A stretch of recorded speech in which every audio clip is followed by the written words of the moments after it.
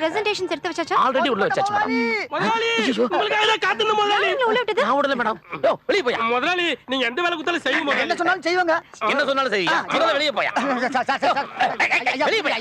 வெளிய போ.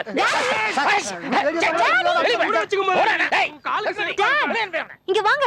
ஏதாவது வேலை கொடுங்க சார். என் வீட்டை பெருக்கிறவ கூட எம்பிஏ படிச்சவ தான்டா. டேய் இவங்க எல்லாரையும் அடிச்சு துரத்துங்க.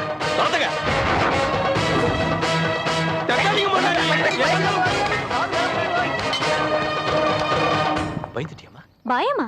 எனக்கா? அடிச்சு துரத்தியாச்சு. ஏன் பொண்ணாச்சு? உட்கார்.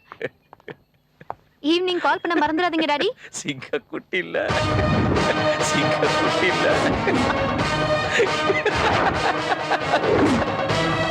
ஏன் பொண்ணாச்சு?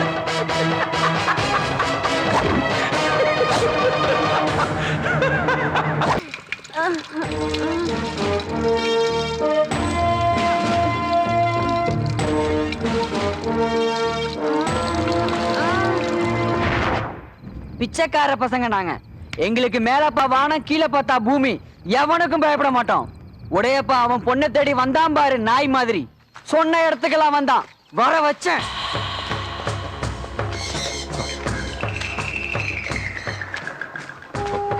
போலீஸையோ அடியாலையோ கூட்டிட்டு வரல. என் பொண்ணுக்கு ஒண்ணு ஆகலையே. அத எங்க தலைவர் முடிவு செய்வாரு.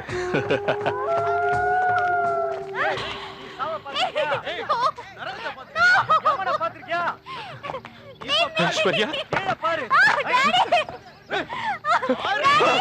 ஐஸ்வர்யா, ஐஸ்வர்யா!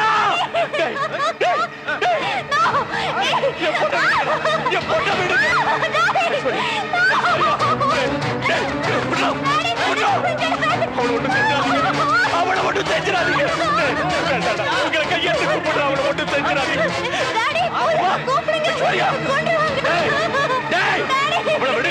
இல்லன்னா போலீஸை கூப்பிடுவேன். கூப்பிடுறா போலீஸ. ஆண்டவனை தவிர ஒருத்தனை இங்க நுழைய முடியாது. அவுத்தரே பண்ணுடா.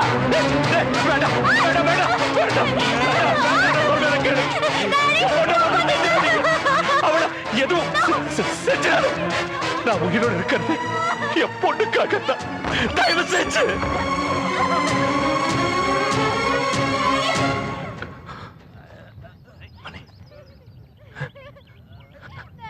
மணி மணி மணி என் பொண்ணை காப்பாத்து. உன் பொண்ணுக்கு ஆபத்துன்னு உனக்கு மனசு கிடந்து துடிக்குதுல, உன் பொண்ணுக்கு தான் உயிரா போட்டா? உன் ஒருத்த உயிரை காப்பாத்திக்கிறதுக்காக அத்தனை பிஞ்சு குழந்தைகளையும் உயிரோட வச்சு அரிச்சிட்டியாடா பாவி. ஏடா அந்த குழந்தைகளா உனக்கு என்னடா துரோகம் பண்ணாங்க? டேய், செத்த குழந்தைகளை தாடா புதுப்பாயில வச்சு கொண்டு போவாங்க. சின்ன குழந்தைகளை புதுப்பாயில வச்சு உயிரோட கொளுத்திட்டியாடா. பொய் சொல்றான். அவன் சொல்றத நம்பாத. என் பொண்ண ஒண்ணும் செஞ்சிடாத. தம்பி, உனக்கு என்ன வேணும் கேட்டு தரேன். எவ்வளவு பணம் வேணும் கேட்டு தரேன். தெரியா? என்ன வேணாலும் தெரியா? கேளு. எது வேணும்னாலும் கேளு. என்ன வேணும்னாலும் கேளு.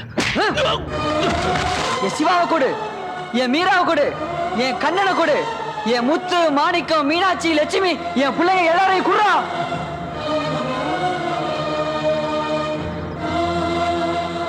இருபத்தி 4 பிஞ்சு குழந்தைகளை எரிச்சு கொன்னியடா துரோகி. என் பிள்ளைங்களை உன்னால திருப்பி கொடுக்க முடியுமாடா?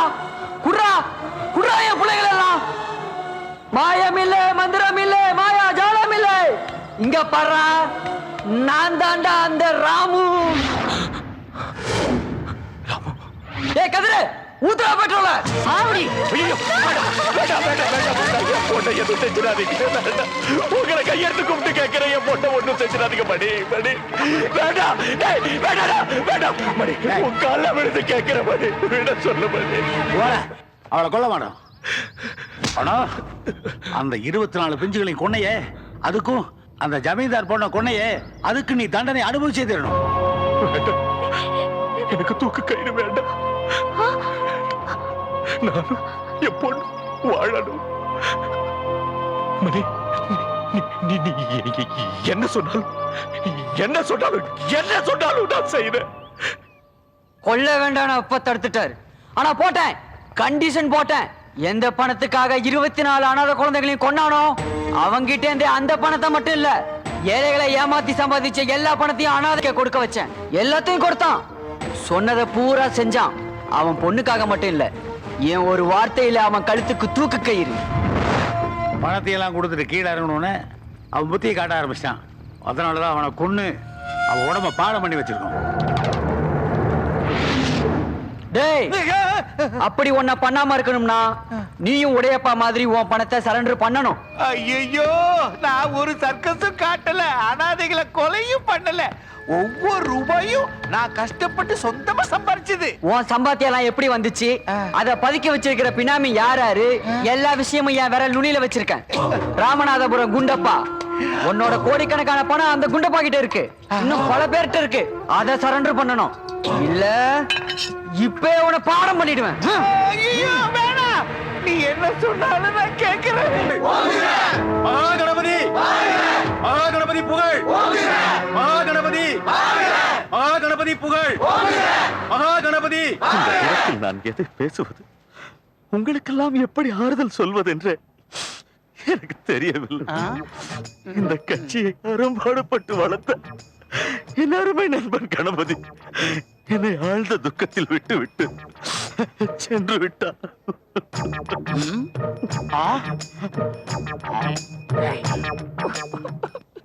இந்த நாட்டின் உயிர் துடிப்பே, தமிழ் முன்னேற்ற கழகத்தின் அணையா விளக்கே, இந்த மண்ணின் மைந்தனே, எனது வலது கையே, உன்னை இனிமேல் நான் எங்கே காண்பது, எங்கே காண்பது? சென்டிமெண்ட் ஓட்டுக்காக எப்படி அடிக்கிறான் பாரு ஸ்டண்ட். ஸ்டண்டோ மின்டோ, நாளைக்கு கணபதியுடைய டெட் பாடியை கொடுக்கறதா சொல்லியிருக்கீங்க. இப்ப பாடிக்கு என்ன வழி? வேற வழியே இல்லைன்னு நீ தான் டெட் பாடி. தலைவா, தலைவா, தலைவா, தலைவா, என் உயிரே நீதான் தலைவா. நீயே போனதுக்கு அப்புறம் இந்த உடல் எதுக்கு? பெட்ரோலை ஊத்தி அடிச்சு நான் சாக போறேன், நான் சாக போறேன். கிட்ட வந்தீங்க, உங்க மேல ஊத்தி நான் சாக போறேன். இருங்க சார், போனவர் போயிட்டாரு, நீங்களும் போயிட்டீங்கன்னா இந்த தமிழ்நாட்டை யார் சார் காப்பாத்துறது? என் தலைவர் கணபதியே போனதுக்கு அப்புறம் அப்புறம் என்னங்க தமிழ்நாடு? நான் போறேன் சுடுகாடு, நான் சாக போறேன். அவசரமா இருங்க சார். என்ன மோப்பம் பிடிக்கிறாங்க? பச்சை தண்ணி, பெட்ரோல், பச்சை தண்ணி, பெட்ரோலுங்க, பச்சை தண்ணிங்க.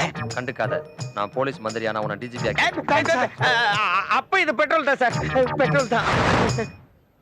வணக்கம். இந்த தேர்தலில் நாம ஜெயிக்கணும், அதுக்கு என்னென்ன தந்திரத்தை கையாள முடியும்னு பார்க்கணும். தலைவரே, எலெக்ஷன்ல ஜெயிக்கணும்னா பணத்தை இறக்கணும். இது வரைக்கும் நம்ம கட்சிக்கு நிதி உதவி பண்ணிட்டு இருந்த உடையப்பா பணத்தை எல்லாம் சரண்டர் பண்ணிட்டு எங்க போனார்னே தெரியல. ராமநாதபுரம் குண்டப்பா 500 கோடியை சரண்டர் பண்ணிட்டு அவர் இருக்கிற இடமும் தெரியல. எதிரிகளுக்கு கடத்துற புத்தி இவங்களை தவிர எவனுக்கு? நம்ம போலீஸ் மந்திரி மகா கணபதியோட மரணம் தான் இந்த எலெக்ஷன்ல நம்ம துருப்பு சீட்டு. ராஜு, ராஜு, என்ன பெத்த ராஜா, என்னால தாங்க முடியலையப்பா. அப்பா இப்படி நம்மள தனியா விட்டுட்டு போயிட்டாருப்பா. காணாம போன எங்க அப்பா செத்துட்டாருன்னு எப்படி முடிவு பண்ணீங்க? அவரு எப்படி செத்தாருன்னு தெரியலப்பா. ஆனா உங்க அப்பா இப்ப உயிரோட இல்ல. டெத் சர்டிபிகேட் கூட டிஜிபி கொண்டு வந்துட்டாரு. அவரோட ஆத்மா சொர்க்கத்துல சாந்தி அடைஞ்சிருச்சு. நேரா பார்த்த மாதிரி சொல்றேன், அங்கேயே போயிட்டு வந்துட்டானா? அப்பா இறந்த துக்கத்தை உன்னால தாங்க முடியாதுன்னு எனக்கு தெரியும். அதனாலதான் இந்த தொகுதியில உன்னை வேட்பாளரா போட்டிருக்கேன். அதான் உங்க அப்பாவோட கடைசி ஆசை. அது எனக்கு தேவையில்ல. இத்தனை வருஷமா எங்க அப்பா கூட நான் இருந்திருக்கேன். சாக்கடை விட கேவலமானது உங்க அரசியல். எங்களை சாக்கடைன்னு சொல்றியே, நீ மட்டும் சாக்கடையில இருக்கிற பொண்ணத்தானே காதலிக்கிற? காதலிக்கிறது மட்டும் இல்ல, நான் கல்யாணம் பண்ணிக்க போறவளும் அவதான். அவளை பத்தி பேச வேண்டாம், அது என் சொந்த விஷயம். அவன் போனா போட்டும் தலைவரே. அமெரிக்காவில இருந்து ரிட்டர்ன் வந்த உங்க பையன் சுந்தரராஜன் நிக்க வைங்க, நாங்க ஜெயிக்க வைக்கிறோம். ஆமா தலைவரே. ஐயோ, சூப்பர் ஐடியா தலைவரே. ஓஹோ, உங்க பையன் மினிஸ்டர் ஆயிட்டா தமிழ்நாட்டோட கலரே சேஞ்ச் ஆயிடும். ஈஸ்ட்மன் கலர் ஆயிரும். அது கரெக்ட். ஆனா அவன் இன்னும் பால் மனம் மாறாத பச்சை புள்ளையா. அமெரிக்காவில் அவன் பேர்ல 10 கிரிமினல் கேஸ் இருக்கு, 15 பொம்பளை கேஸ். எல்லாரும் சேர்ந்து வந்திருக்கீங்க, என்ன விஷயம்? நம்ம ஊர்ல இப்ப ஜனங்களுக்கெல்லாம் ஒரே ஒரு ஆசை தான் இருக்கு. அதாவது வர்ற எலெக்ஷன்ல நம்ம ராமுவை எப்படியாவது நிக்க வைக்கணும். அப்படியா? Very good. நான் தான் அப்பவே சொன்னேன்ல, கலெக்டர் நமக்கு தான் சப்போர்ட் பண்ணுவாங்கன்னு. இந்த வேட்புமனை எப்படி தாக்கல் பண்றதுன்னு எங்களுக்கு தெரியல.